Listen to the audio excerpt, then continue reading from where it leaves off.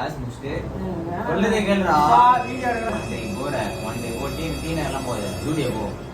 நான் சும்மா இருக்கேன். கிரெடிட் கார்டு தெரியுமா தெரியாதா? டெபிட் கார்டு இல்ல கிரெடிட் கார்டு எவ்வளவு நாள் பர்ச்சேஸ் பண்ணிக்கலாம். என் சொல்றா இருக்கியா?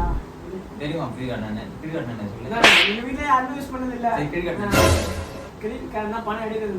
கிரெடிட் கார்டுனா பணம் எடுக்குறேன். எங்க ஒருக்கா சொல்லு, மறுக்கா சொல்லு. என் சொல்றா இருக்கியா? என் சொல்றா இருக்கியா?